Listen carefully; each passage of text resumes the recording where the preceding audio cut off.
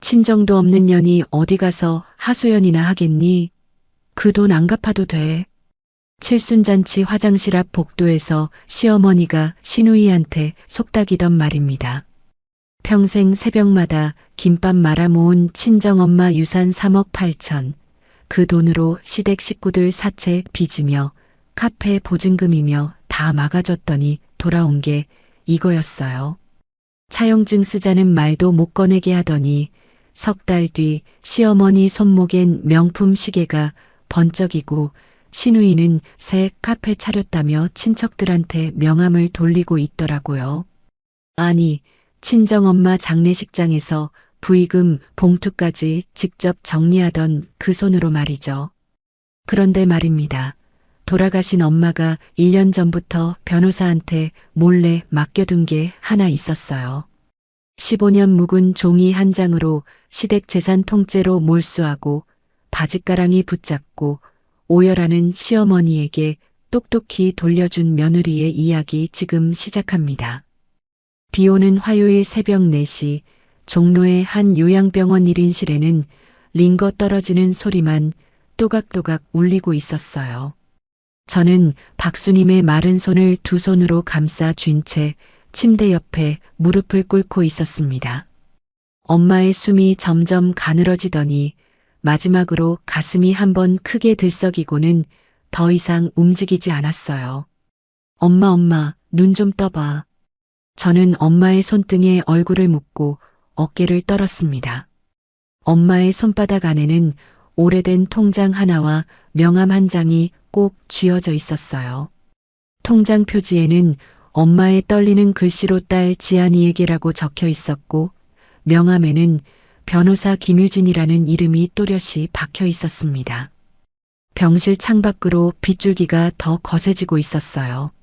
저는 30년간 새벽마다 김밥을 말던 엄마의 손이 이렇게 차가워질 수 있다는 걸 그날 처음 알았습니다. 장례식장에 도착한 건 그날 오후였어요. 빈소에 영정사진을 꺼는 동안 시어머니 오말순이 검은 한복 차림으로 성큼성큼 걸어 들어왔습니다. 아이고, 어떻게 이렇게 갑자기 가셨대. 오말순은 영정 앞에서 짧게 2번 절을 하더니 곧장 부의금 함 옆 의자에 앉아버렸어요. 그러고는 봉투들을 자기 앞으로 끌어당겨 하나씩 펼치기 시작했습니다. 어머니, 그건 제가 정리할게요. 저는 조심스럽게 다가가 말했어요. 가만 있어. 정신없는 사람이 뭘 한다고. 내가 한다. 오말수는 봉투에서 돈을 꺼내 액수를 확인하며 손가락에 침을 발랐습니다. 친정 쪽 친척 어른들이 멀찍이서 혀를 차는 소리가 들렸어요. 저 양반은 사돈인가 상주인가. 즉 며느리가 친정도 없다고 저렇게 나서는 건가. 수군거리는 소리가 귀에 박혔지만 누구도 오말순에게 직접 한마디 하지 못했습니다. 저는 입술을 깨물고 영정 앞으로 돌아가 향에 불을 붙였어요. 발인 전날 밤 빈소에는 저 혼자 남아 있었습니다. 상주 자리에 앉아 있어야 할 남편 강현우는 2시간 전에 자리를 떴어요. 저녁 8시쯤 시어머니의 전화 한 통이 걸려온 직후였습니다. 여보, 잠깐 다녀올게. 강현우가 검은 양복 윗도리를 다시 걸치며 말했어요. 이 시간에 어딜 가? 현태가 사업 문제로 급하다고. 어머니가 좀 봐달라고 하시네. 오빠, 오늘 발인 전날이야. 친척들 다 보는데 어떻게 자리를 비워. 저는 강현우의 팔을 잡았습니다. 잠깐만 다녀온다니까. 2~3시간이면 돼. 강현우는 제 손을 떼어내고 빈소를 빠져나갔어요. 밤 12시가 넘어도 강현우는 돌아오지 않았습니다. 새벽 2시쯤 큰 이모가 빈소 안을 둘러보더니 제 옆에 앉았어요. 지안아, 사위는 어디 갔니? 내 회사에 급한 일이 있어서요.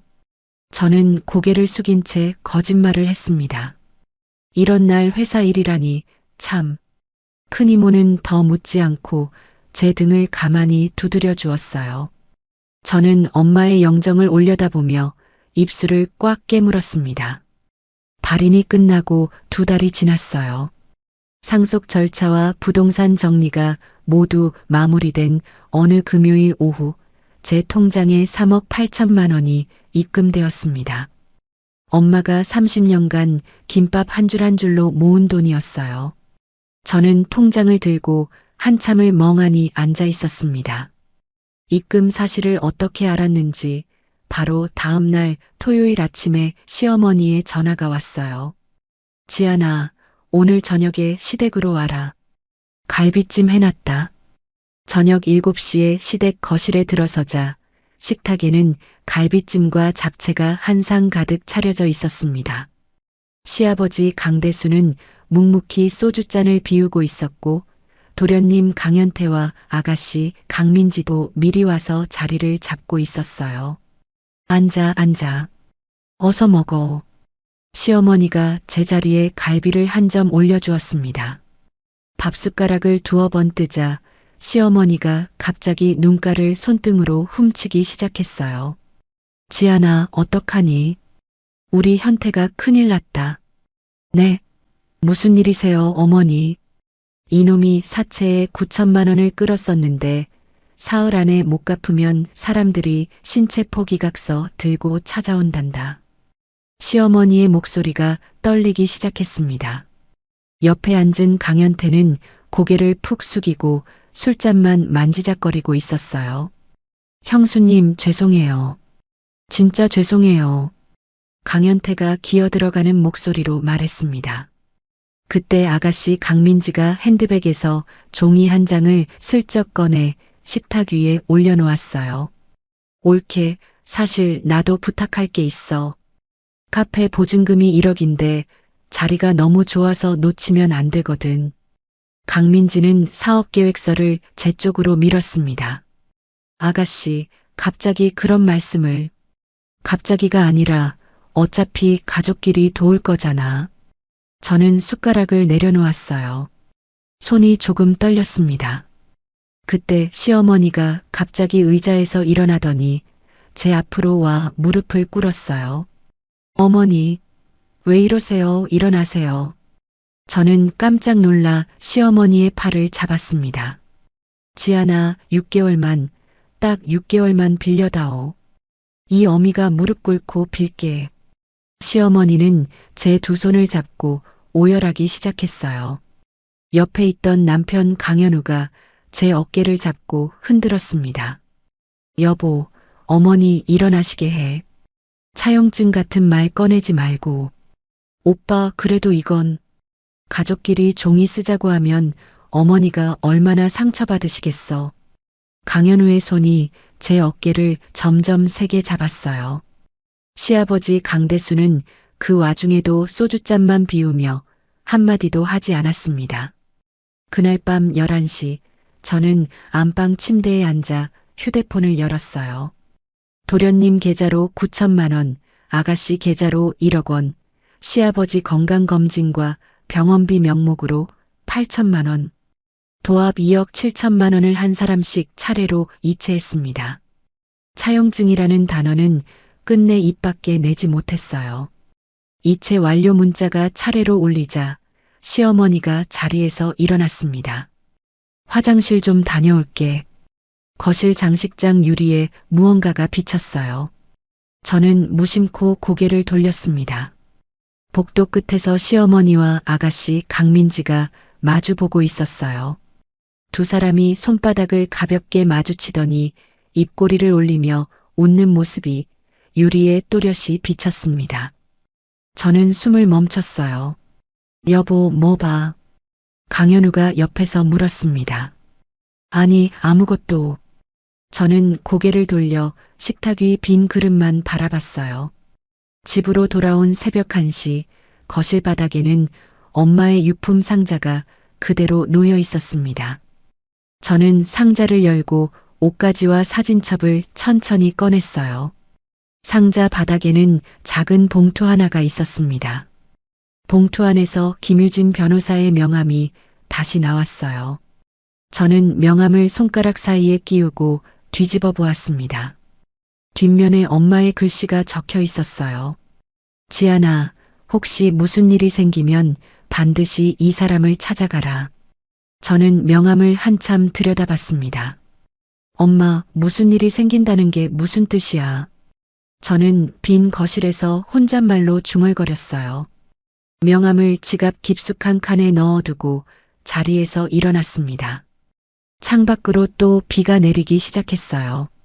돈을 빌려준 지 석 달이 지난 어느 토요일, 시어머니의 칠순 잔치가 강남의 한정식집에서 열렸어요. 저는 남편 강현우와 함께 룸 안으로 들어섰습니다.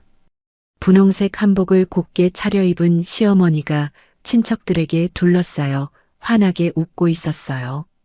어머니, 생신 축하드려요. 저는 고개를 숙이며 인사했습니다. 왔니? 어서 앉아라. 시어머니가 손을 내미는 순간 한복 소매 사이로 금빛이 번쩍였어요. 처음 보는 명품 시계였습니다. 가방걸이에 걸린 핸드백도 새 것이었어요. 저는 시계와 가방을 번갈아 보다가 시선을 거뒀습니다. 룸 안쪽에서는 아가씨 강민지가 친척들에게 명함을 한 장씩 돌리고 있었어요. 어머, 민지야. 카페 차렸다며? 큰 고모가 명함을 받아들며 물었습니다. 네, 고모. 강남역 근처에 작게 하나 열었어요. 보증금이 만만치 않았을 텐데 어떻게 마련했니? 제가 회사 다니면서 차근차근 모은 돈으로 했죠.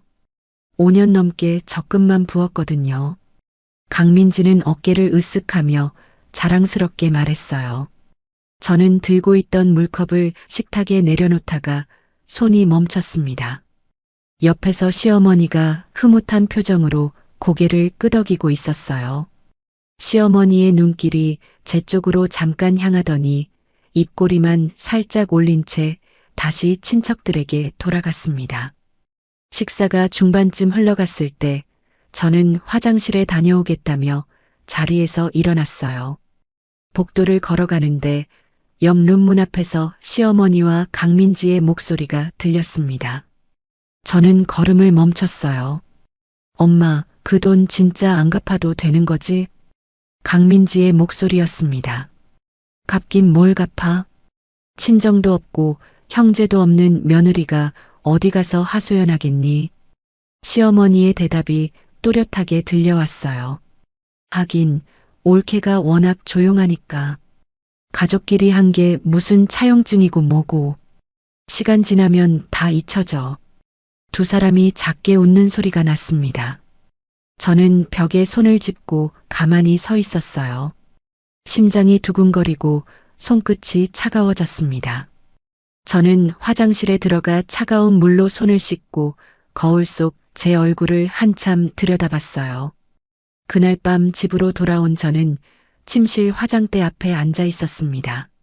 남편 강현우는 넥타이를 풀며 침대에 걸터 앉았어요. 오빠, 잠깐 얘기 좀 해. 저는 조심스럽게 입을 열었습니다. 왜? 석 달 전에 어머니랑 도련님, 아가씨한테 빌려준 돈 말이야. 강현우의 손이 멈췄어요. 그게 왜? 언제쯤 돌려받을 수 있을까? 6개월만 빌려달라고 하셨잖아. 저는 최대한 부드럽게 말했습니다. 강현우가 베개를 잡아채며 자리에서 벌떡 일어났어요. 아, 진짜. 어머니 칠순날 그런 얘기를 꺼내냐? 오빠, 칠순은 낮에 끝났잖아. 끝났어도 오늘이 어머니 생신이야. 정신이 있는 거야, 없는 거야.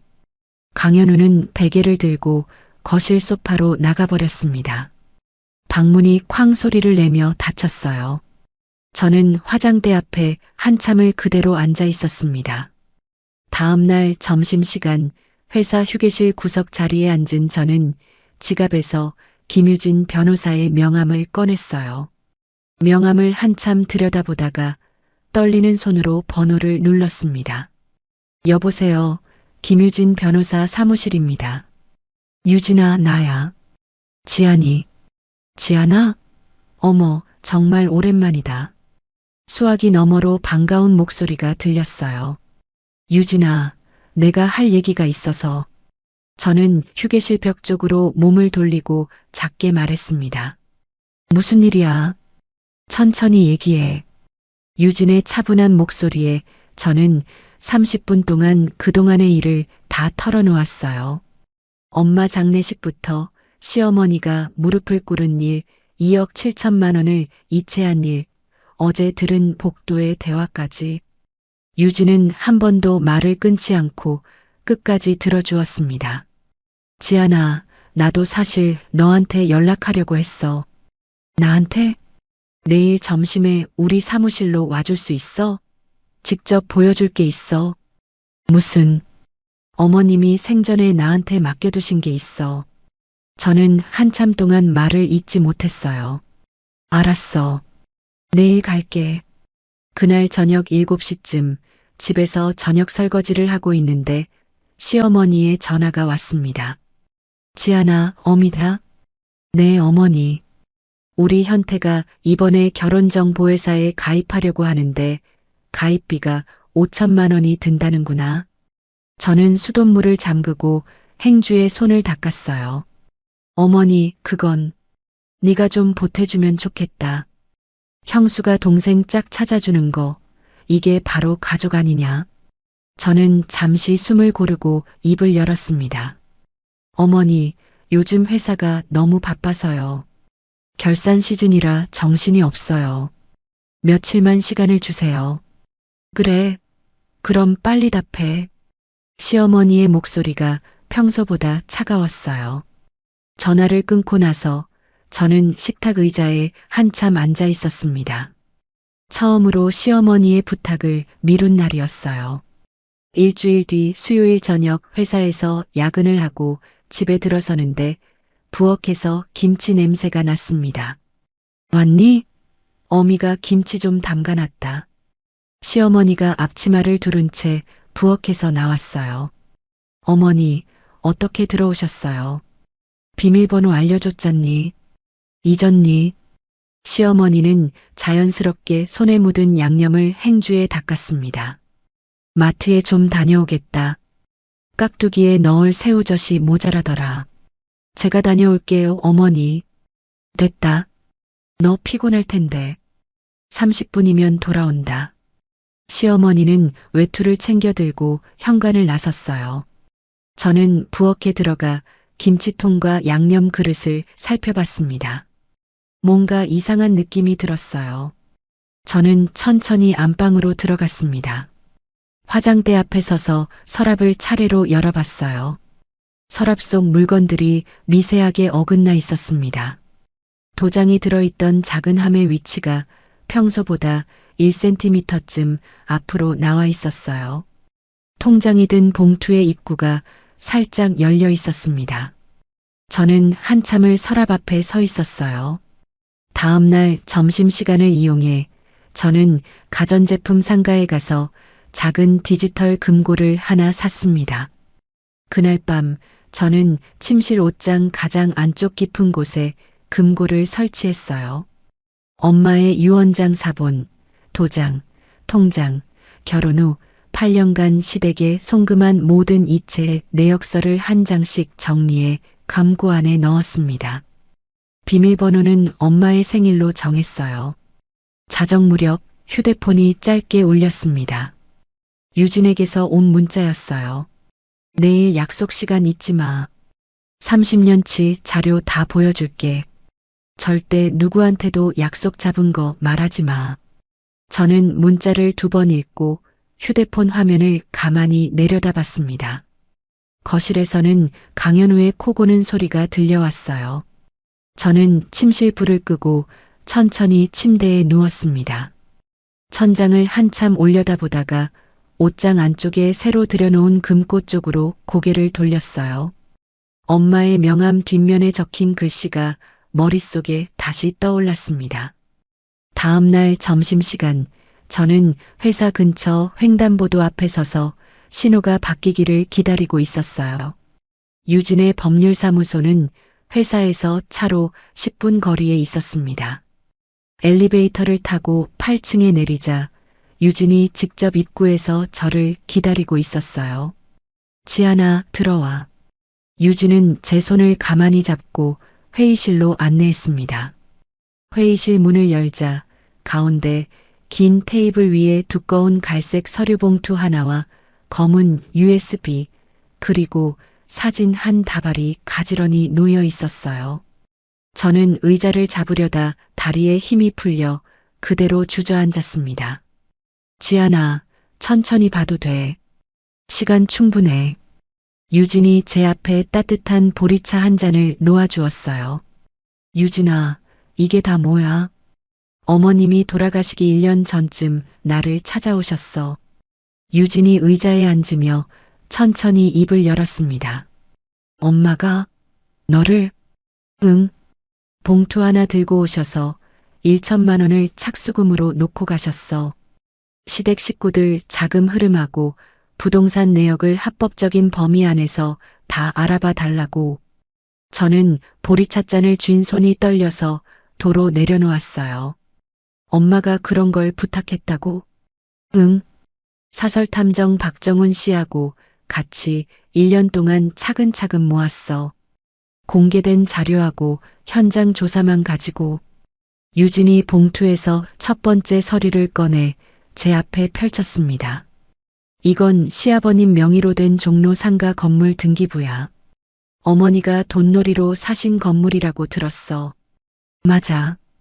그런데 그 건물 살 때 들어간 돈 중에 1억 5천만 원이 어디서 나왔는지 알아? 저는 고개를 들어 유진을 봤어요. 어디서?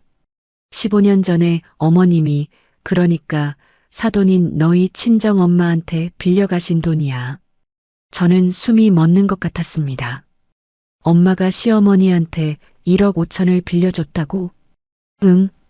그 돈이 그대로 상가 매입 자금에 들어갔어. 자금 추적 보고서 여기 있어. 유진이 두 번째 서류 뭉치를 제 앞에 내려놓았어요. 저는 떨리는 손으로 다음 종이를 넘겼습니다. 이게 차용증 원본이야. 종이는 누렇게 발해 있었지만 글씨는 또렷했어요.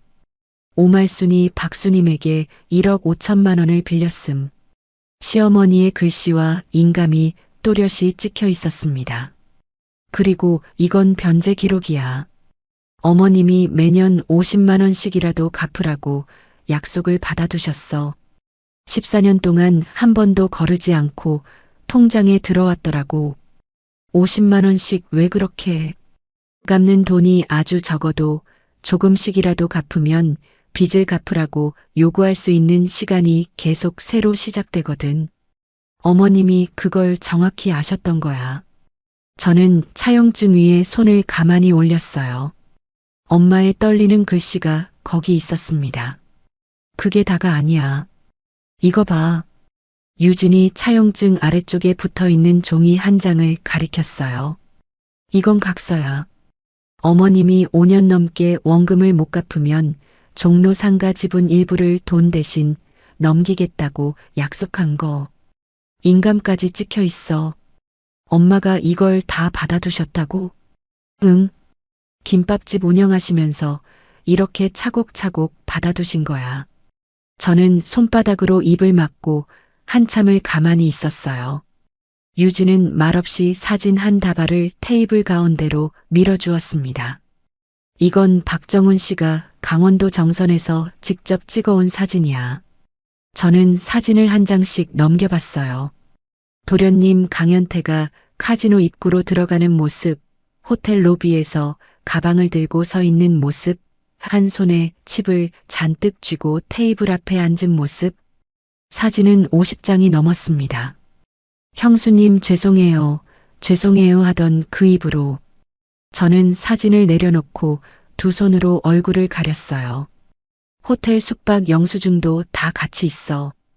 형수님한테서 받아간 9천만 원이 어디로 갔는지 충분히 보여줄 수 있어. 유진은 사진들을 한쪽으로 가지런히 정리하더니 USB를 노트북에 꽂았습니다. 지아나, 마지막으로 이거 하나만 더 봐주라. 유진이 노트북 화면을 제 쪽으로 돌렸어요. 화면이 까맣게 변하더니 병실 침대에 누운 엄마의 얼굴이 떠올랐습니다. 저는 손으로 입을 막았어요. 엄마. 엄마는 머리에 흰 수건을 두르고 있었고 얼굴은 많이 야위어 있었습니다. 엄마의 마른 손이 화면 가까이 올라왔어요. 지안아. 엄마의 목소리가 또렷하게 들렸습니다. 저는 그 자리에서 어깨를 떨었어요. 엄마가 평생 모은 거, 너 결혼시키고 너 잘되라고 모은 건데 그 돈이 시어미한테로 흘러가는 거 엄마가 다 봤다. 엄마는 천천히 한 글자 한 글자 또박또박 말했습니다. 엄마가 못 받은 그 돈, 이제 우리 지안이가 받아내라. 엄마는 못했지만 우리 딸은 할 수 있다. 엄마의 손가락이 카메라를 가리켰어요. 필요한 서류는 다 김유진 변호사한테 맡겨놨어. 우리 지안이가 마음만 먹으면 다 할 수 있게 해놨다. 엄마의 눈가에 눈물이 맺혔습니다.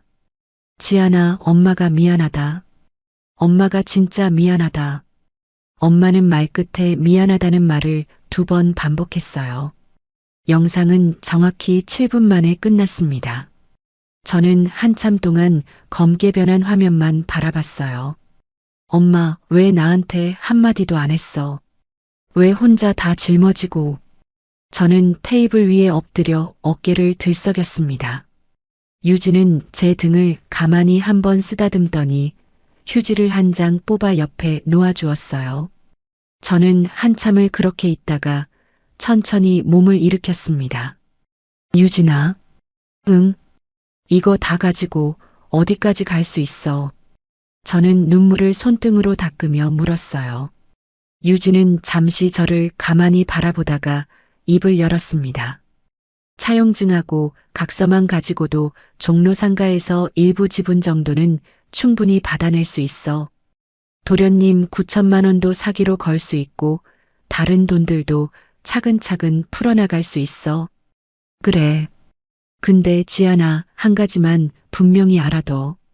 유진이 제 2손을 잡았어요. 한번 시작하면 시댁 식구들하고는 끝이야. 가족이라는 이름으로 돌아갈 수 없어. 그 사람들은 너를 절대 용서 안 할 거야. 저는 유진의 손을 마주 잡았습니다. 용서받을 사람이 누군지부터 다시 생각해 볼게. 그래. 천천히 결정해도 돼. 일주일이든 한 달이든. 저는 자리에서 일어나 창가로 걸어갔어요. 오후 햇살이 회의실 안으로 길게 들어오고 있었습니다. 유진아. 응. 엄마가 마지막 영상에서 미안하다고 2번 말했잖아. 응. 미안할 사람이 왜 엄마야? 미안해야 할 사람은 따로 있는데. 저는 창밖을 바라본 채로 말했어요. 유진은 아무 대답도 하지 않았습니다. 사무실을 나서서 엘리베이터에 들어선 순간 가방 안에서 휴대폰이 울렸어요. 화면에 시어머니라는 글자가 떴습니다. 저는 잠시 망설이다가 통화 버튼을 눌렀어요. 여보세요, 어머니. 지안아, 이번 주말에 시댁에 좀 들러라. 시어머니의 목소리는 평소보다 부드러웠습니다. 무슨 일 있으세요? 별일은 아니고 부동산 관련해서 서류에 인감 하나 좀 찍어줘야 할 게 있어서 토요일 오후에 와. 엘리베이터 문이 열렸어요. 저는 휴대폰을 귀에 댄 채로 1층 로비를 천천히 걸어 나갔습니다. 네, 어머니. 토요일에 갈게요. 전화를 끊고 저는 사무실 건물 앞에 한참 서 있었어요. 오후의 햇볕이 머리 위로 따갑게 쏟아지고 있었습니다. 저는 가방 안 깊숙이 손을 넣어 엄마가 남긴 통장을 손바닥으로 한번 꼭 쥐었어요. 문자를 받은 그 주 토요일 오후 2시, 저는 시댁 현관 비밀번호를 천천히 눌렀어요. 신발을 벗고 거실에 들어선 순간 평소와 다른 공기가 느껴졌습니다. 식탁 위에는 부동산 서류가 한 뭉치 펼쳐져 있었어요. 그 옆에는 처음 보는 중년 남자 한 명이 앉아 있었습니다. 평소 토요일 오후에는 친구들과 등산을 가던 시아버지 강대수도 거실 소파에 자리를 잡고 앉아 있었어요. 왔니? 어서 와 앉아라. 시어머니가 손짓을 했습니다. 저는 가방을 의자에 걸고 자리에 앉으며 자연스럽게 휴대폰을 무릎 위에 올려놓았어요. 화면을 가린 채 녹음 앱을 살짝 눌렀습니다. 빨간 점이 깜빡이는 걸 확인하고 나서야 고개를 들었어요. 이분은 누구세요, 어머니? 아, 어미가 오랫동안 알고 지낸 법무사 선생님이야. 종로에서 사무실 하시는 분. 안녕하세요. 남자가 짧게 고개를 숙였습니다. 잠깐 들어봐, 지아나. 시어머니가 식탁 의자를 끌어당겨 제 옆에 바짝 앉았어요.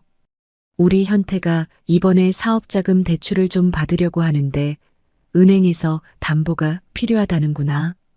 담보요? 내 시아버지 명의로 된 종로 상가를 잡으려고 해. 근데 가족 중에 보증인 한 명이 더 있어야 한대. 시어머니는 서류 한 장을 제 앞으로 슬쩍 밀었습니다. 저는 종이에 적힌 글자들을 천천히 훑어보는 척했어요.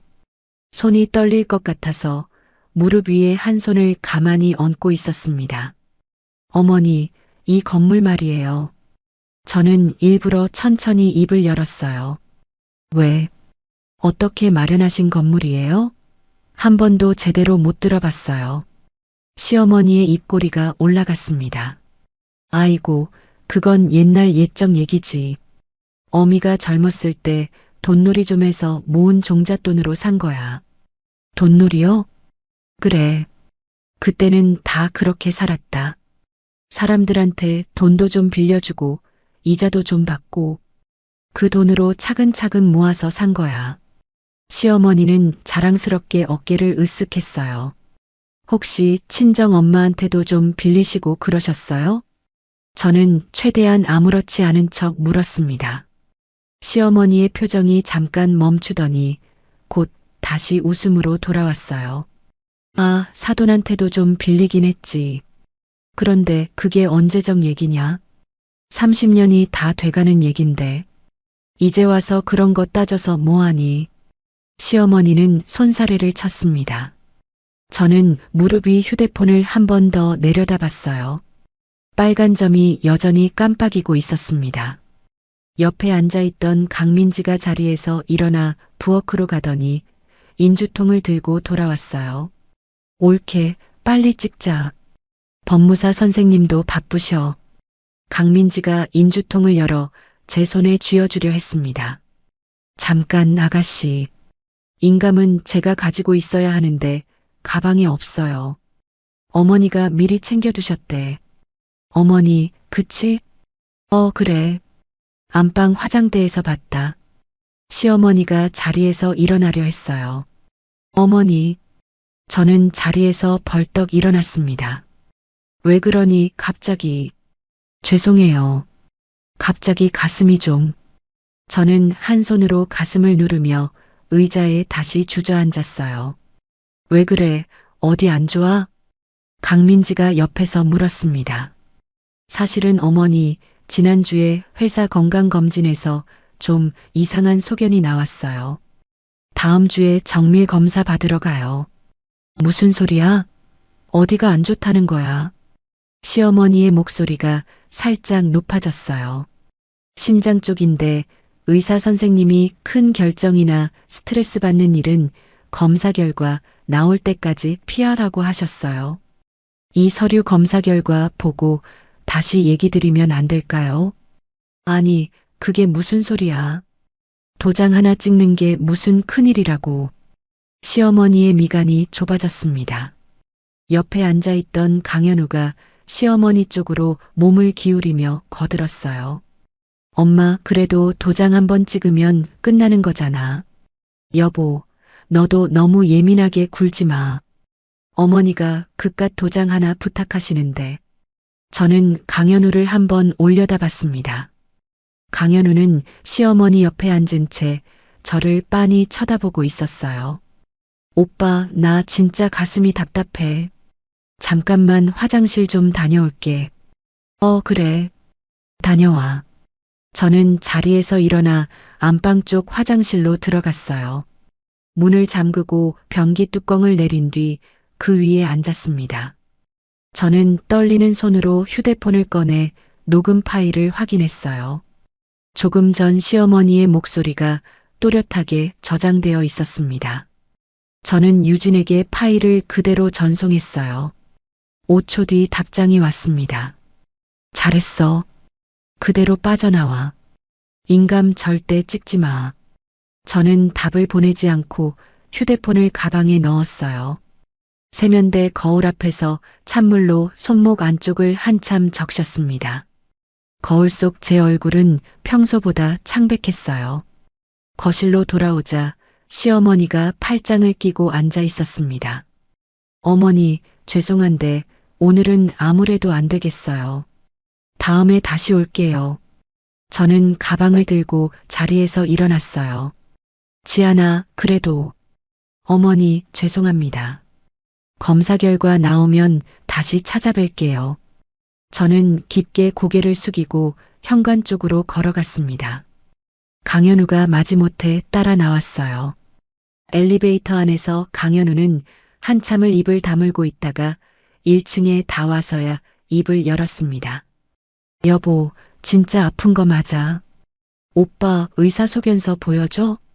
저는 짧게 받아쳤어요. 강현우는 더 이상 묻지 않았습니다. 차에 올라타자마자 휴대폰이 진동했어요. 화면에 시어머니라는 글자가 떴습니다. 한번 끊어지자마자 또 왔어요. 또 끊어지자 다시 걸려왔습니다. 5번째 진동이 울리는 순간 옆자리에 앉은 강현우가 제 팔을 거칠게 잡았어요. 받아. 오빠 운전 중이잖아. 받으라고.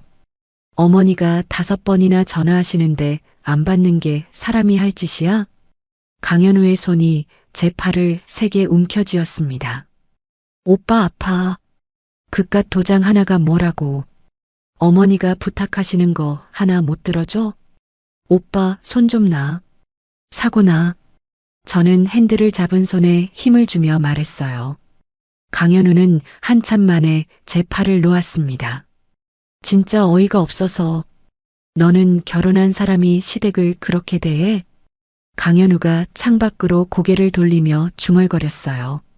저는 입을 다물고 운전대만 잡고 있었습니다. 집에 도착한 저녁 8시, 강현우는 식탁에 앉아 혼자 소주를 마시기 시작했어요. 저는 부엌에서 설거지를 하는 척하며 강현우를 지켜봤습니다. 밤 11시쯤 강현우는 소주병 2개를 비우고 거실 소파에 그대로 쓰러져 잠이 들었어요. 저는 강현우의 양복 안주머니에서 인감도장과 신분증을 꺼냈습니다. 도장은 사진만 찍고 곧장 다시 안주머니에 가만히 넣어뒀어요. 그런 다음 서재로 들어가 책상 서랍을 열었습니다. 서랍 안에는 결혼 후 8년 동안 제가 직접 정리해온 가계부 파일이 가지런히 꽂혀 있었어요. 회계팀 7년 차답게 한 달도 빠짐없이 시댁 송금 내역을 별도로 분류해둔 파일이었습니다. 날짜, 금액, 송금인, 받는 사람, 명목. 엑셀 시트로 정리된 페이지가 수십 장에 달했어요. 저는 한 장씩 휴대폰으로 사진을 찍어 클라우드에 올렸습니다. 송금한 사람 칸에는 강현우 이름이 적힌 것도 있었고 제 이름이 적힌 것도 있었어요. 8년 동안 시댁으로 흘러간 돈은 결혼식 비용을 제외하고도 1억이 훨씬 넘었습니다. 거실로 나와보니 강현우는 입을 벌린 채 코를 골고 있었어요. 저는 강현우를 한참 내려다봤습니다. 결혼식 날 제 손에 반지를 끼워주던 그 손이 오늘 낮에는 제 팔을 잡아 흔들고 있었어요. 침실로 들어가 침대에 걸터앉은 저는 휴대폰을 켰습니다. 새벽 2시 정각에 유진에게서 메시지가 도착했어요. 녹음 들어봤어. 진짜 결정적이야. 차용증, 각서, 자금 추적, 오늘 녹음까지 다 합치면 상가 지분 받아낼 수 있을 가능성이 굉장히 높아. 저는 메시지를 읽고 답을 천천히 입력했습니다. 언제부터 시작해? 월요일 오전에 가압류부터 걸자. 시댁 식구들 돈 못 빼돌리게 묶어두는 거야. 그 다음에 하나씩 진행하자. 저는 답장을 보낸 뒤 휴대폰을 가슴 위에 올려놓고 천장을 바라봤어요.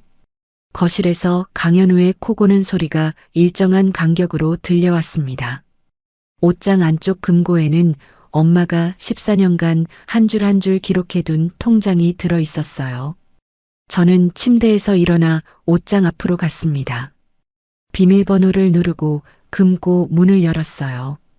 엄마의 통장을 꺼내 14년치 입금 기록이 적힌 페이지를 손바닥으로 가만히 쓸어봤습니다.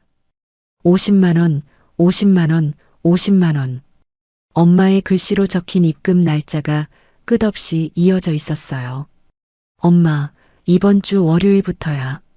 저는 통장을 가슴에 안고 작게 속삭였습니다. 창밖에는 새벽비가 다시 내리기 시작했어요.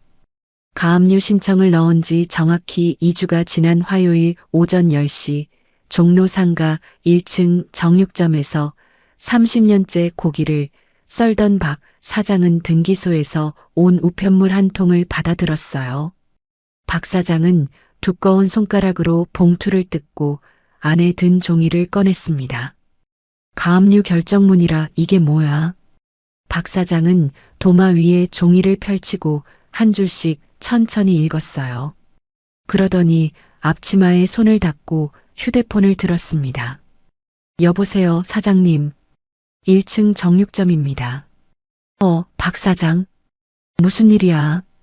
수화기 너머에서 시아버지 강대수의 목소리가 들렸어요. 사장님, 지금 이상한 종이가 우편함에 왔는데요. 건물에 가압류가 들어왔다는데 이게 무슨 소립니까? 전화 너머로 한참 침묵이 흘렀습니다. 뭐라고? 가압류? 네, 법원에서 보낸 것 같아요. 빨리 한번 와보세요.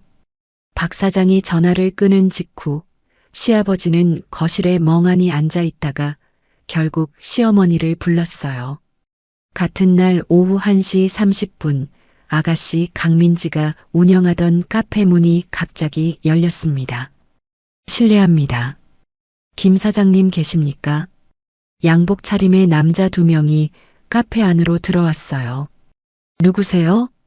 강민지가 카운터 뒤에서 고개를 들었습니다. 이 건물 임대인 측에서 왔습니다. 잠깐 얘기 좀 하시죠. 남자가 서류 봉투를 카운터 위에 올려놓았어요. 강민지 사장님이시죠? 카페 보증금 출처에 대해서 가압류가 들어왔다는 통지를 받았습니다. 가압류요? 그게 무슨 말이에요? 강민지의 얼굴에서 핏기가 빠졌습니다. 보증금 출처에 문제가 있다는 거고요. 임대차 계약을 계속 유지할 수 있을지 검토해 봐야 할 것 같습니다. 이건 내용 증명입니다. 남자는 봉투를 두고 카페를 나갔어요. 강민지는 카운터 앞에서 한참 동안 봉투만 내려다봤습니다. 같은 시각 강원도 정선의 한 호텔 객실에서는 도련님 강현태가 휴대폰을 든 채로 침대에 주저앉았어요. 화면에는 처음 보는 번호가 떠 있었습니다. 여보세요. 강현태 씨 되시죠? 종로경찰서 형사과입니다. 사기 및 횡령 혐의로 고소가 접수돼서 출석 요청 드리려고 연락드렸습니다. 강현태의 손에서 휴대폰이 미끄러질 뻔했어요. 저녁 7시 30분 저는 회사에서 야근을 마치고 집에 막 들어선 참이었습니다. 현관문을 닫자마자 초인종이 울리기 시작했어요. 처음에는 1번, 그 다음에는 짧게 2번, 그 다음부터는 끊임없이 길게 울렸습니다. 저는 인터폰 화면을 켰어요. 화면 안에는 시어머니, 강민지, 강현우 3사람이 서 있었습니다. 3사람 모두 눈이 벌겋게 충혈되어 있었어요. 문 열어. 너 거기 있는 거 다 알아. 시어머니가 인터폰 카메라에 얼굴을 바짝 들이대며 소리쳤습니다. 엄마, 차분히 좀 해. 동네 사람들 다 들어. 강민지가 시어머니의 팔을 잡았어요. 내가 지금 차분할 때야? 인연이 우리 집안을 통째로 말아먹었는데. 저는 인터폰의 통화 버튼을 누르지 않고 휴대폰을 들어 현관 CCTV 화면을 녹화 모드로 전환했습니다. 여보, 문 열어. 일단 얘기를 좀 하자. 강현우의 목소리가 들렸어요. 저는 대답하지 않았습니다. 그러자 시어머니가 복도 한가운데서 소리를 지르기 시작했어요. 이게 며느리야. 시집을 망하게 하는 며느리가 어디 있어. 동네 사람들 다 들어봐요. 2년이 시댁을 풍비박산 냈다고. 옆집 현관문이 살짝 열렸다가 황급히 닫히는 소리가 들렸습니다. 복도에 사는 다른 집들도 하나둘 인터폰을 켜는 기척이 났어요. 저는 떨리는 손으로 관리사무소 번호를 눌렀습니다. 여기 1203호인데요. 복도에서 외부인이 소란을 피우고 있어요. 도와주세요. 10분 뒤 관리사무소 직원이 올라왔고 곧이어 경찰차 사이렌 소리가 아파트 단지 안으로 들어왔어요. 저는 인터폰으로 복도를 계속 지켜봤습니다. 경찰관 2명이 엘리베이터에서 내리는 모습이 보였어요. 신고받고 왔습니다. 무슨 일이세요? 아무 일도 아닙니다. 며느리 보러 온 거예요. 시어머니가 황급히 어조를 바꿨습니다. 안에 계신 분이 문 안 열어주시는데 계속 소리 지르시면 주거지 침입 시도로 처리될 수 있어요. 일단 지구대로 같이 가시죠. 경찰관 한 명이 시어머니의 팔을 잡았어요. 내가 며느리 보러 온 게 왜 죄야? 시어머니는 복도에 주저앉으며 발버둥을 쳤습니다. 강현우가 시어머니를 일으켜 세웠어요. 엄마, 일단 가요. 일단. 세 사람이 경찰을 따라 엘리베이터로 들어가는 모습까지 저는 인터폰으로 끝까지 지켜봤습니다. 저는 그 자리에 한참 동안 서 있었어요. 다음 날 새벽 1시쯤 현관문 비밀번호 누르는 소리가 났습니다. 강현우가 들어왔어요. 지구대에서 곧장 풀려난 뒤 어디서 술을 한 잔 걸친 모양인지 양복깃에 술 냄새가 진하게 배어 있었습니다. 거실 불을 켠 강현우는 식탁 의자에 그대로 무너지듯 앉았어요. 저는 침실에서 나와 강현우 맞은편에 앉았습니다. 여보. 강현우가 입을 열었어요. 오빠 잠깐만. 부탁이야. 정말 부탁이야.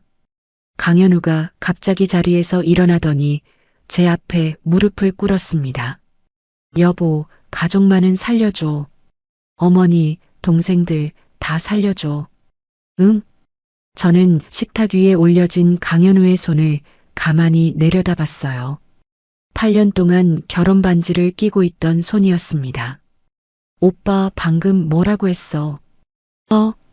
방금 첫마디가 뭐였어? 다시 말해봐. 강현우는 영문을 모르겠다는 얼굴로 저를 올려다봤어요. 가족만 살려달라고 했잖아. 그래. 저는 자리에서 일어났습니다.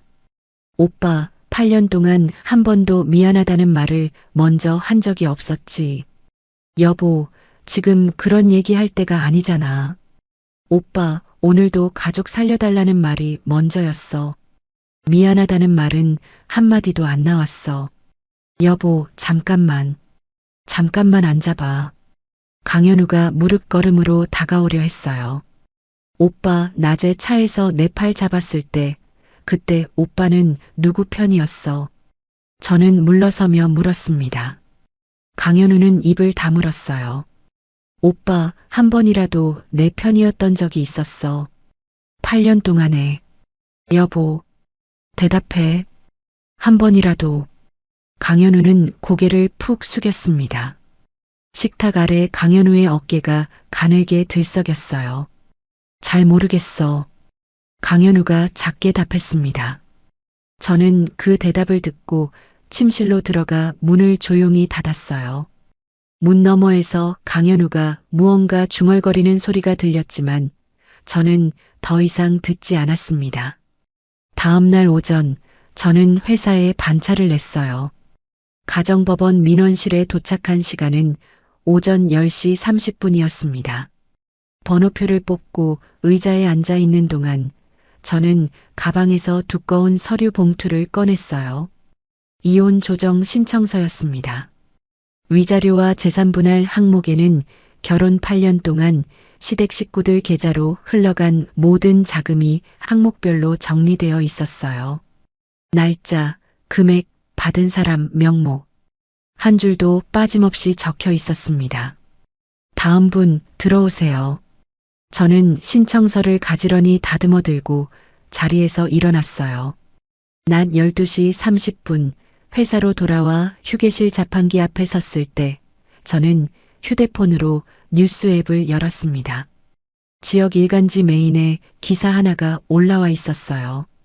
15년 묵은 차용증, 며느리가 친정엄마 유산으로 회수 종로 상가 일가 줄소송. 저는 기사 제목을 한참 동안 들여다봤습니다. 기사 안에는 이름은 익명으로 처리되어 있었지만 종로 상가, 김밥집 운영하던 친정엄마, 14년간의 변제 기록 같은 단어들이 또렷이 적혀 있었어요. 그날 저녁 6시 무렵 같은 기사가 포털 사이트 메인에 떴습니다. 저는 퇴근길 지하철 안에서 사람들 사이에 끼어 서 있었어요. 옆자리 학생이 휴대폰으로 그 기사를 보고 있었습니다. 엄마, 이거 봐. 시어머니가 며느리 돈 떼어 먹었다가 큰일 났대. 학생이 옆에 앉은 어머니에게 휴대폰을 내밀었어요. 세상에. 잘됐다, 진짜. 그런 시어머니는 혼나야 돼. 학생의 어머니가 혀를 차며 말했습니다. 저는 고개를 살짝 돌려 창밖을 바라봤어요. 지하철이 한강을 건너고 있었습니다.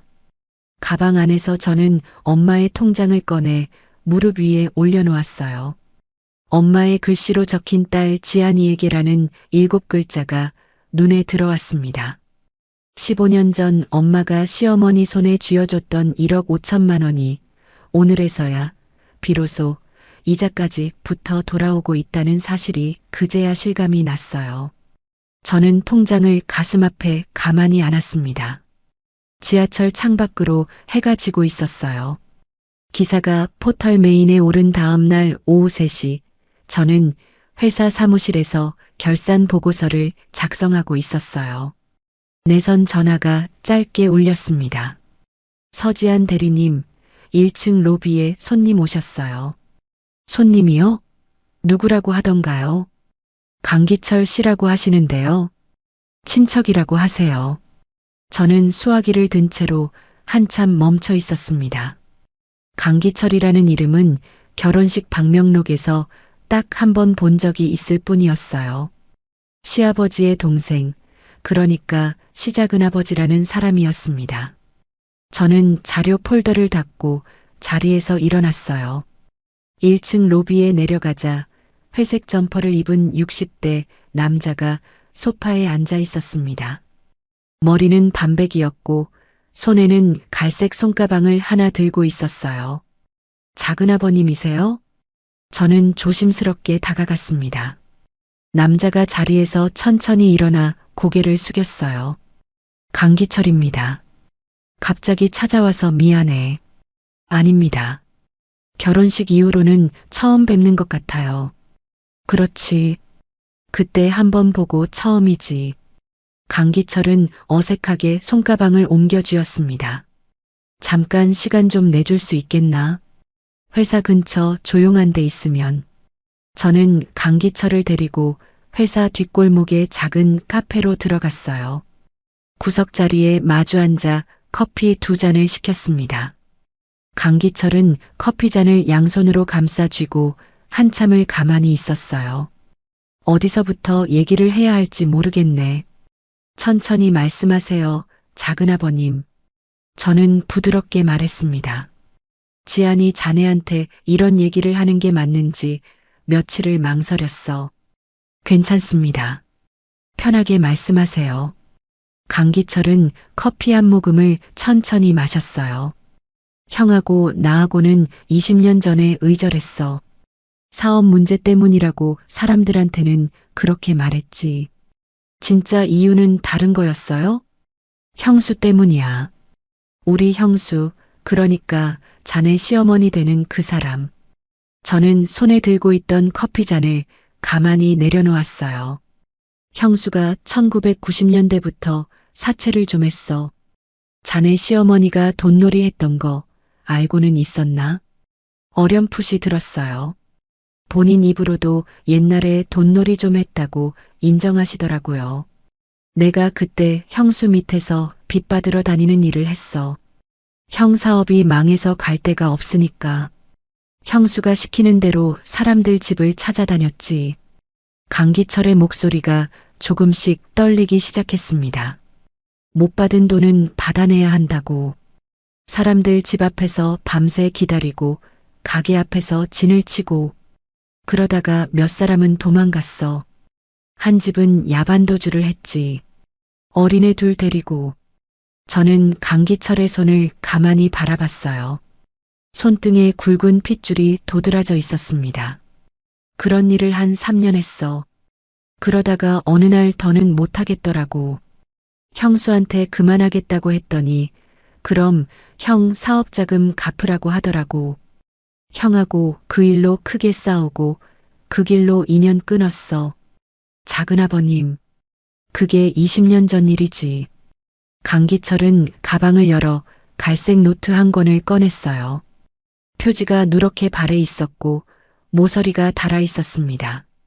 이게 그때 형수가 쓰던 장부야. 저는 노트를 받아들고 천천히 첫 장을 펼쳤어요. 이름 빌려준 날짜, 금액, 받은 날짜, 미수금. 빼곡하게 적힌 글씨는 시어머니 오말순의 글씨가 분명했습니다. 이걸 어떻게 가지고 계셨어요? 내가 그만둘 때 형수 책상 서랍에서 한 권 가지고 나왔지. 형수가 또 나한테 무슨 짓을 할지 몰라서 보험으로 가지고 있었던 거야. 저는 장부를 한 장씩 넘겨봤어요. 박수님이라는 이름이 적힌 줄을 발견했습니다. 엄마의 이름 옆에는 1억 5천만 원, 그리고 미수금 표시가 또렷이 적혀 있었어요. 엄마 외에도 미수금이 적힌 사람이 한참 더 있었습니다. 저는 손가락으로 이름을 하나씩 짚어가며 세어봤어요. 박수님을 빼고도 17명이었습니다. 17명. 그 중에 몇 사람은 야반도주했고 몇 사람은 행방을 모르겠고 그래도 살아있는 사람도 있을 거야. 강기철은 빈 커피잔을 두 손으로 감쌌어요. 지안아. 네, 작은아버님. 이거 넘기는 거 형수 벌 주고 싶어서가 아니야. 내가 20년을 이걸 가슴에 안고 살았어. 매일 밤 그때 그 사람들 얼굴이 떠올라서 잠을 못 잤어. 강기철의 눈가가 붉어졌습니다. 내가 이 죄책감을 좀 덜고 싶어. 그게 다야. 자니가 다른 피해자들 연락이 닿으면 변호사 통해서 같이 좀 도와주면 좋겠어. 그게 부탁이야. 저는 노트를 두 손으로 가만히 안았어요. 작은아버님 고맙습니다. 고맙긴. 진작 했어야 할 일을 이제 하는 거지. 강기철은 자리에서 일어나 짧게 고개를 숙이고 카페를 나갔습니다. 저는 한참을 그 자리에 앉아 노트를 들여다봤어요. 회사로 돌아와 자리에 앉자마자 저는 휴대폰으로 장부의 모든 페이지를 한 장씩 찍어 유진에게 전송했어요. 유진에게서는 30분 뒤에 답이 왔습니다. 지안아, 이건 단순한 일이 아니야. 피해자가 18명이면 집단 사건으로 갈 수 있어. 다만 너 혼자만의 일이 아니게 돼. 어디까지 갈지는 천천히 생각해. 저는 휴대폰 화면을 한참 들여다봤어요. 답장은 보내지 않았습니다. 그날 저녁 회사를 일찍 마치고 저는 차를 몰아 친정엄마 산소로 향했어요. 가는 길에 꽃집에 들러 흰 국화 한 다발을 샀습니다. 산소 입구에 차를 세우고 봉분 앞까지 천천히 걸어 올라갔어요. 저는 국화를 봉분 앞에 가지런히 내려놓고 한참을 서 있었습니다. 엄마. 목소리가 떨려서 한 글자도 더 나오지 않았어요. 저는 봉분 옆 잔디 위에 그대로 주저앉았습니다. 엄마 14년 동안 50만 원씩 받아서 적어두는 거 얼마나 힘들었어. 새벽마다 김밥 말면서 그 손으로 차용증 만들고 변호사 찾아가고 저는 두 손으로 얼굴을 가렸어요. 엄마, 왜 나한테 한 번도 말 안 했어? 같이 짊어졌으면 됐잖아. 엄마 혼자 다 안고 가지 말고. 저는 봉분 앞에서 큰 소리로 울었습니다. 엄마가 돌아가신 뒤로 처음으로 소리내어 우는 울음이었어요. 한참을 그렇게 울다가 저는 무릎을 펴고 일어났습니다. 산을 내려오는 길에 휴대폰 진동이 계속 울렸어요. 확인해 보니 아가씨 강민지에게서 온 메시지가 30통이나 쌓여 있었습니다. 저는 메시지를 위에서부터 천천히 내려가며 읽었어요. 올케, 너 진짜 두고 봐. 가만 안 둬. 너 우리 가족 망치고 살 수 있을 것 같아? 올케, 한 번만 봐줘. 응? 한 번만. 카페 직원들 월급도 못 줘. 알바생 셋이 굶게 생겼어. 올케야, 제발. 처음에는 협박이었다가 중간쯤부터 애원으로 바뀌어 있었어요. 저는 휴대폰을 가방에 넣고 산 아래까지 천천히 걸어 내려갔습니다. 같은 시각 저희 회사에서는 인사팀에 전화 한 통이 걸려왔어요. 발신자는 강현우였습니다. 인사팀이세요? 저는 서지한 씨 남편 되는 사람인데요. 우리 와이프가 요즘 정신적으로 좀 불안정해서요. 강현우는 차분한 목소리로 말했어요. 회사에서 중요한 일을 맡고 있는 것 같은데 가족 입장에서 좀 걱정이 돼서 연락드립니다. 한번 살펴봐 주시면 좋겠습니다. 전화를 받은 인사팀 담당자는 사무적인 어조로 답했습니다. 네, 알겠습니다. 확인해 보겠습니다. 전화는 그렇게 끊어졌어요. 3일 뒤 오전, 저는 인사팀장의 호출을 받았습니다. 서지한 대리, 잠깐 들어와 봐요. 40대의 인사팀장이 저를 회의실로 불렀어요. 무슨 일이세요, 팀장님? 며칠 전에 남편분이라는 분이 전화를 주셨어요. 본인이 정신적으로 좀 어려운 상황이라고. 저는 잠시 숨을 골랐어요. 팀장님, 그 부분에 대해서는 제가 미리 자료를 준비해 왔습니다.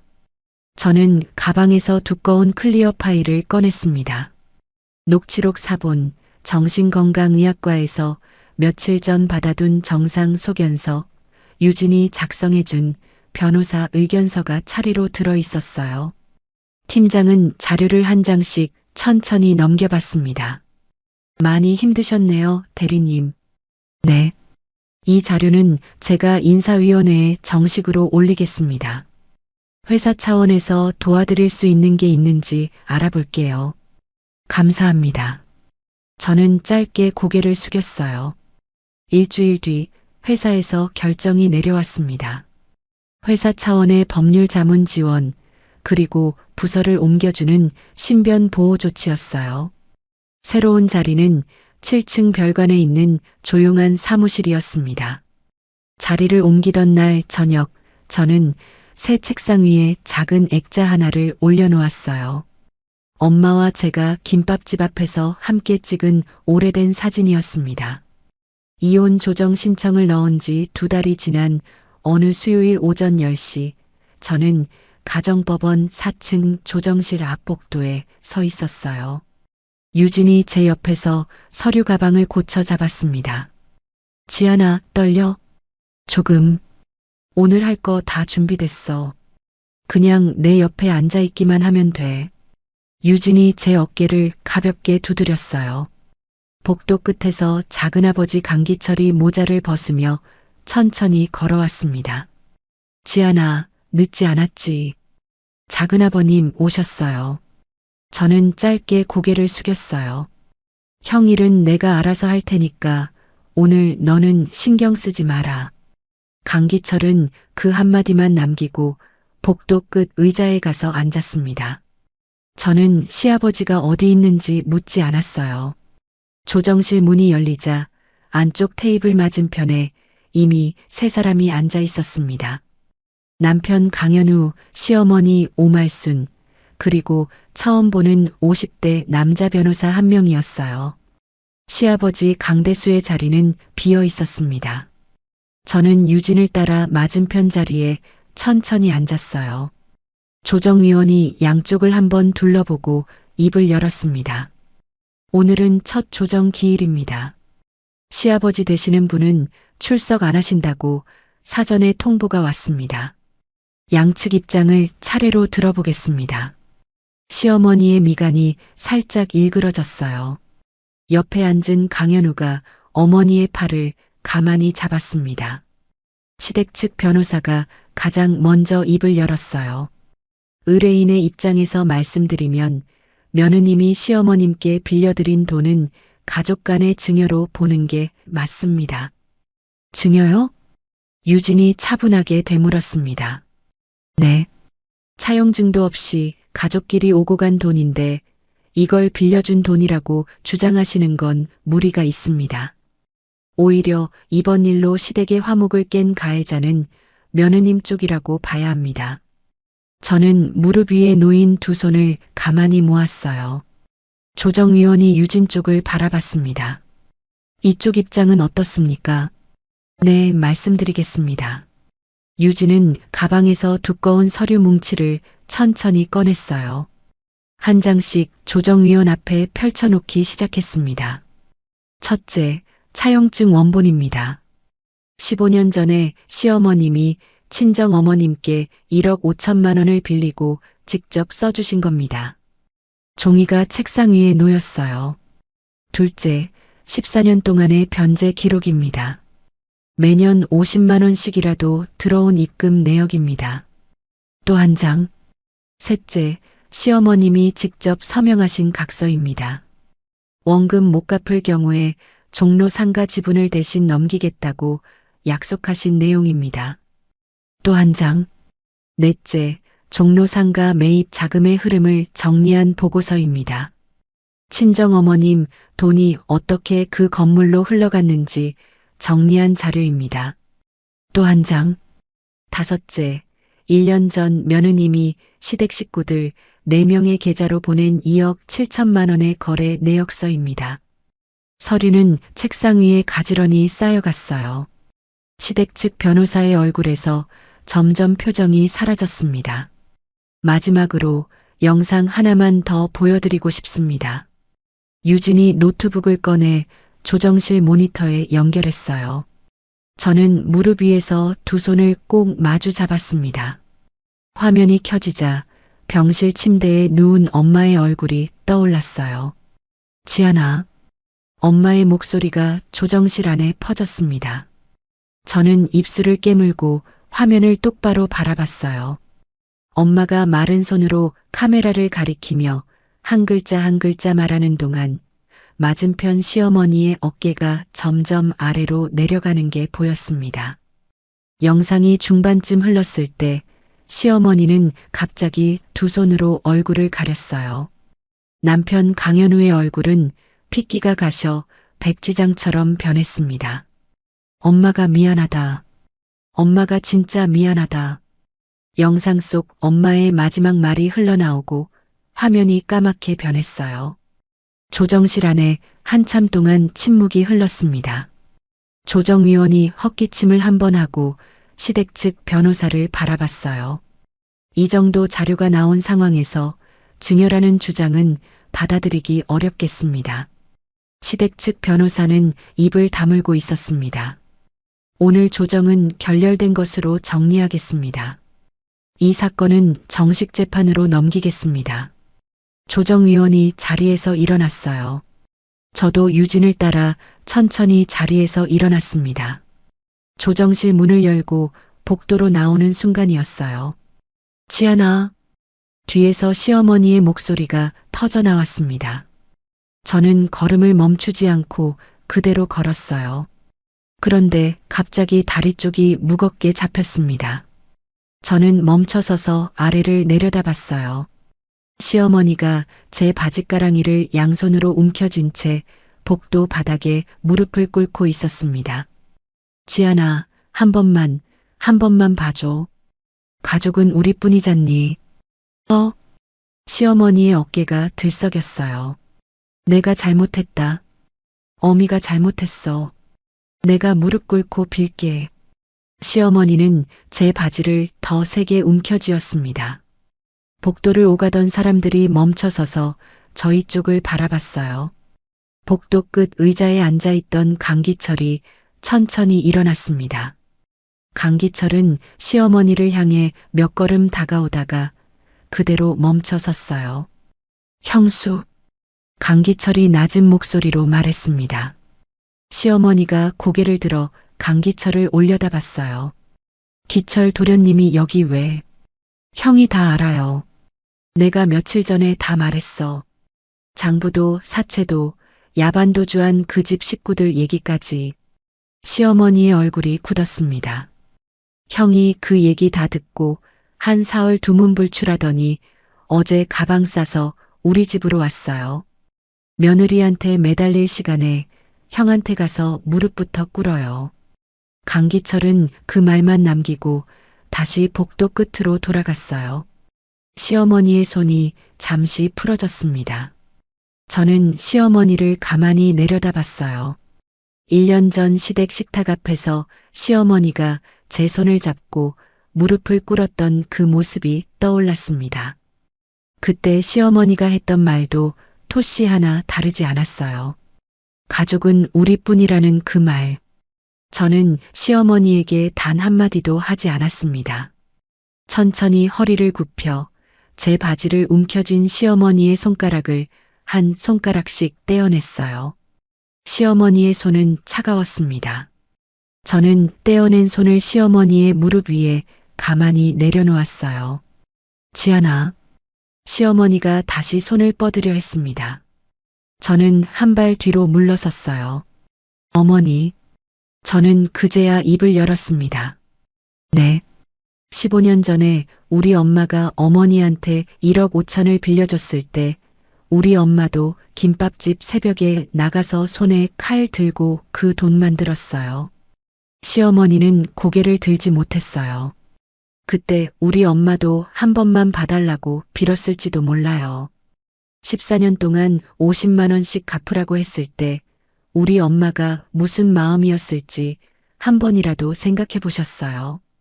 복도에 시어머니의 흐느낌만 남았습니다. 가족이라는 말, 어머니가 그동안 너무 헐값에 쓰셨어요. 저는 더 이상 말하지 않고 돌아섰어요. 유진이 제 옆에서 함께 걸었습니다. 법원 정문까지 가는 동안 저는 한 번도 뒤를 돌아보지 않았어요. 법원 계단을 내려와 차에 올라탄 직후 유진의 휴대폰이 짧게 울렸습니다. 유진이 화면을 확인하더니 작게 한숨을 쉬었어요. 지안아. 응. 도련님, 오늘 오후에 검찰로 송치됐대. 그리고 아가씨 카페는 다음 주에 강제 경매 들어간대. 저는 차창 밖을 한참 바라봤습니다. 오후에 햇살이 차 안으로 길게 들어오고 있었어요. 상가는, 종로 상가 일부 지분은 법원 결정으로 사실상 내 거로 정리될 거야. 시간 문제야. 저는 고개를 끄덕였습니다. 기쁘다는 감정도 후련하다는 감정도 들지 않았어요. 그저 한 가지 일이 끝났다는 것만 분명했습니다. 저녁 7시쯤 집에 돌아와 식탁에 앉아 있는데 휴대폰이 울렸어요. 화면에 작은아버님이라는 이름이 떴습니다. 여보세요, 작은아버님. 지안아, 나야. 네, 말씀하세요. 오늘 법원에서 봤지. 인사도 제대로 못했네. 아니에요. 형이 오늘 아침에 너 법원 간다는 거 알고 아침 일찍부터 거실에 나와 앉아 있더라고. 한참을 가만히 있더니 한마디 하더라. 저는 식탁 위에 한 손을 가만히 올렸어요. 뭐라고요? 며느리한테 미안하다고. 자기가 평생 모른 척한 죄가 너무 크다고. 그 말 한마디 하고는 또 입을 다물더라. 전화 너머로 강기철이 작게 한숨을 쉬는 소리가 들렸습니다. 형이 어제 형수한테 정식으로 통보했다. 이혼하자고. 아버님이요. 응. 형이 우리 집에 좀 있을 거다. 지안이 너는 신경 안 써도 돼. 전화를 끊고 저는 한참을 식탁 앞에 앉아 있었어요. 밤 11시 저는 안방으로 들어가 옷장 안에서 빈 종이 상자를 하나 꺼냈습니다. 8년 동안 입었던 옷들, 책장에 꽂혀 있던 책들, 화장대 위에 화장품들을 하나씩 상자에 담기 시작했어요. 손에 끼고 있던 결혼 반지를 천천히 빼냈습니다. 저는 반지를 손바닥 위에 올려놓고 한참을 바라봤어요. 거실 콘솔 위에는 엄마의 작은 영정사진 액자가 놓여 있었습니다. 저는 영정사진 앞으로 걸어가 액자 옆에 결혼 반지를 가만히 내려놓았어요. 반지가 액자 옆에 닿으며 작은 소리를 냈습니다. 엄마, 나 이제 그 집 떠나. 저는 영정사진 속 엄마의 얼굴을 한참 바라봤어요. 엄마의 사진은 평소처럼 가만히 웃고 있었습니다. 저는 액자를 두 손으로 들어 가슴 앞에 안았어요. 상자에 마지막으로 담을 짐이 무엇이 남았는지 둘러보다가 저는 자리에서 일어나 부엌으로 갔습니다. 싱크대 위에는 어제 끓이다 만 멸치 육수가 작은 냄비 안에 그대로 식어 있었어요. 엄마가 김밥집에서 30년 동안 끓이던 그 멸치 육수의 냄새가 부엌 안에 옅게 남아 있었습니다. 저는 가스레인지 위의 냄비를 가만히 손으로 한번 만져봤어요. 모든 재판이 마무리된 6개월 후 봄, 종로 한복판의 오래된 상가 1층에 작은 김밥 가게 하나가 새로 문을 열었어요. 가게 이름은 순이민의 김밥이었습니다. 30년 전 친정엄마 박수님이 처음 김밥을 말던 자리 바로 옆 점포였어요. 저는 이른 아침부터 새 앞치마를 두르고 가게 안을 둘러봤습니다. 벽 한쪽에는 엄마의 젊은 시절 사진을 큼지막한 액자에 담아 걸어두었어요. 그 옆에는 15년 전 시어머니가 끝내 갚지 않았던 차용증 사본을 작은 액자에 넣어 함께 걸어두었습니다. 유리장 안에는 엄마가 평생 사용하던 김밥만은 대나무 발이 가지런히 놓여 있었어요. 개업 첫날 오전 11시 가게 출입문에 달아둔 작은 풍경이 짤랑 소리를 냈습니다. 개업 축하해, 지아나. 유진이 흰 국화 화분을 안고 들어왔어요. 뒤이어 박정훈 탐정도 따라 들어왔습니다. 첫 손님은 우리가 하기로 했어요. 박정훈이 멋쩍게 웃으며 말했어요.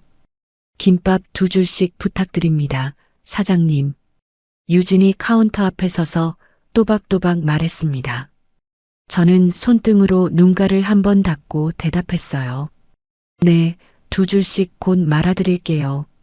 저는 도마 앞에 서서 김 한 장을 펼쳤습니다.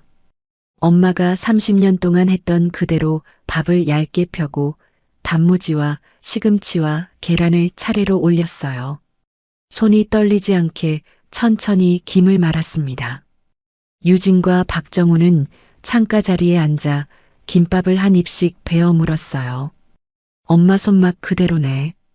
유진이 작게 말했습니다. 저는 도마 앞에서 고개를 숙이고 가만히 웃었어요.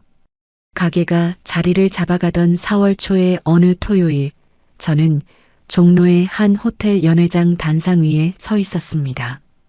박수님 장학재단 첫 장학금 수여식이 열리는 자리였어요.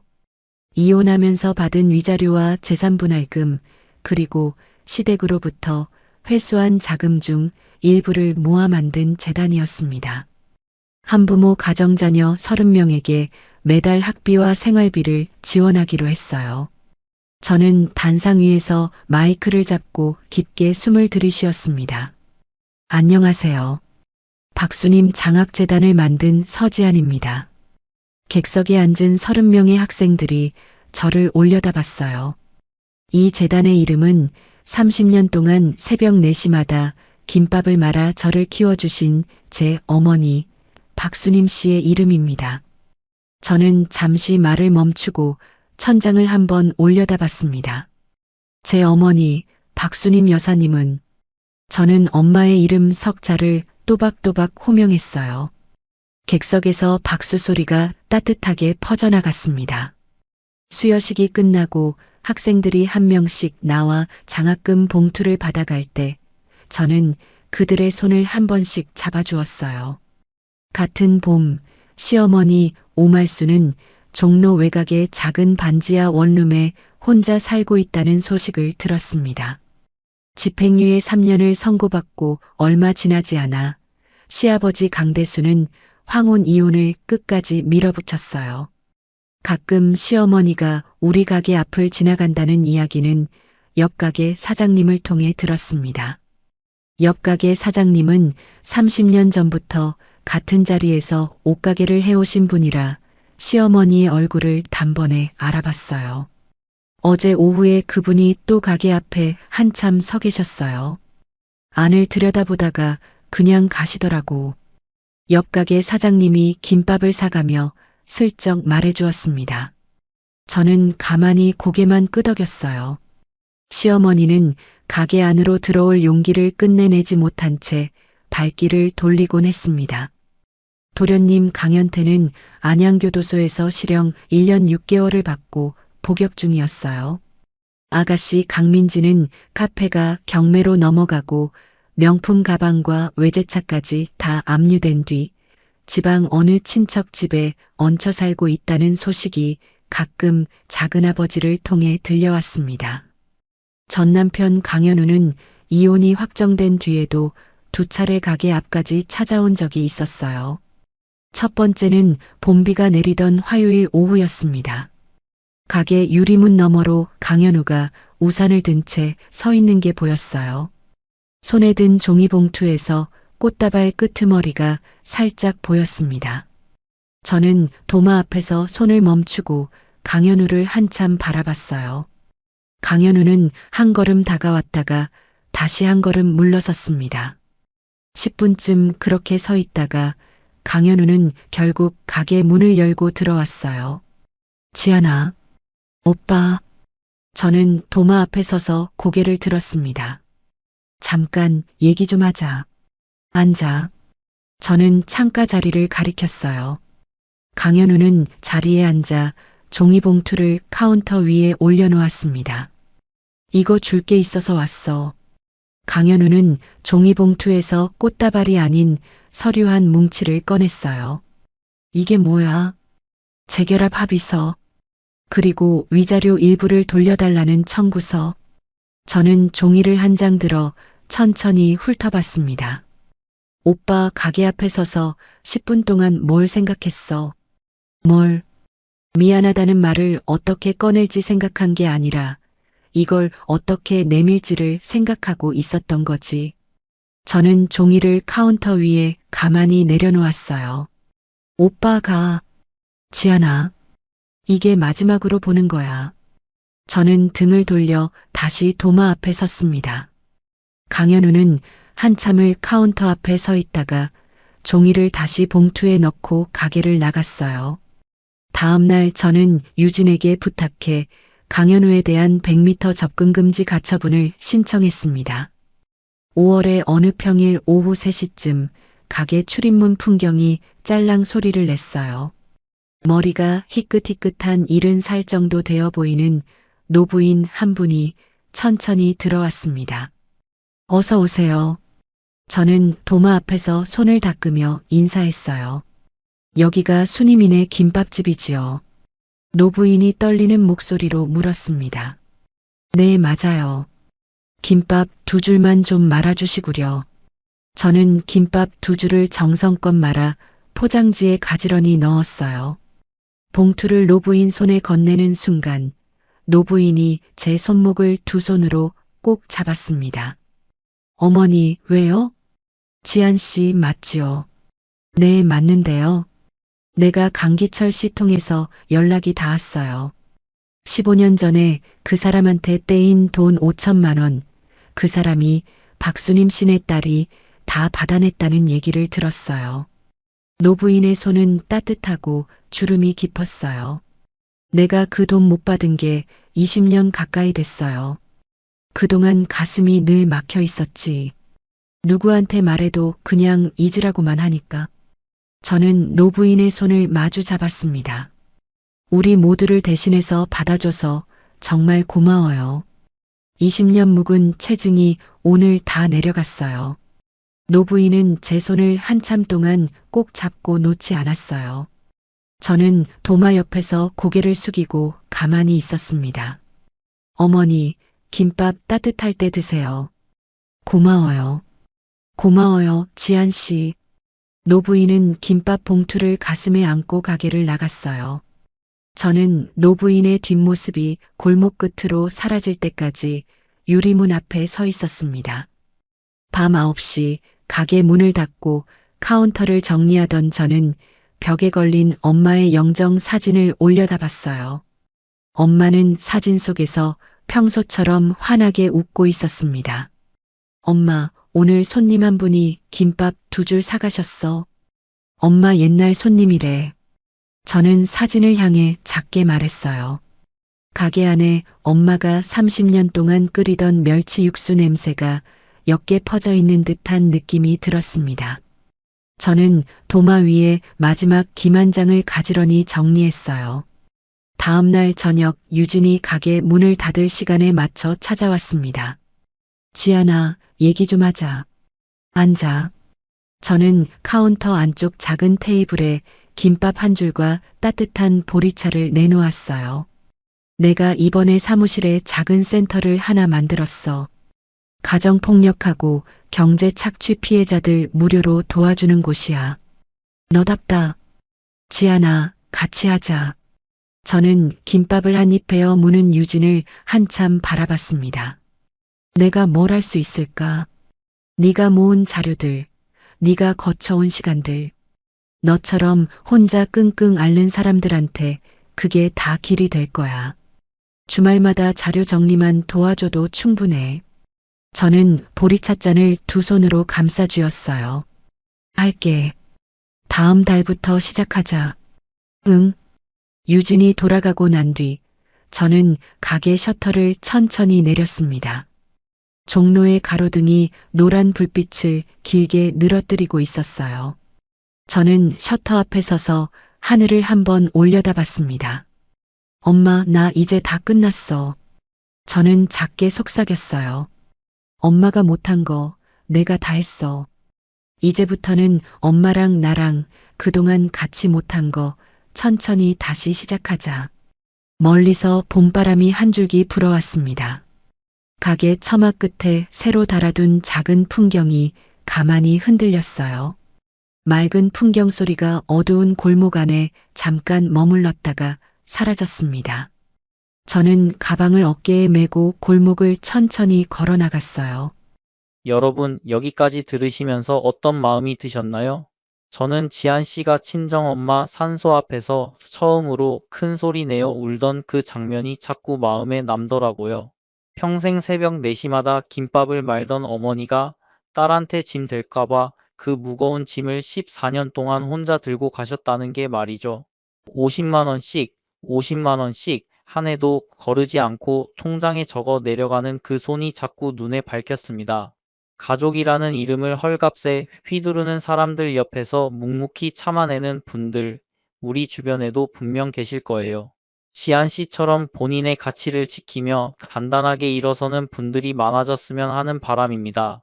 여러분은 지안 씨의 선택을 어떻게 보셨나요? 만약 내가 지안 씨였다면 어디까지 갈 수 있었을지 댓글로 솔직한 생각 한 줄 남겨주시면 정말 큰 힘이 됩니다. 다음에도 마음 깊이 남는 이야기로 다시 찾아뵐게요. 오늘도 긴 이야기 끝까지 함께 해주셔서 진심으로 감사드립니다.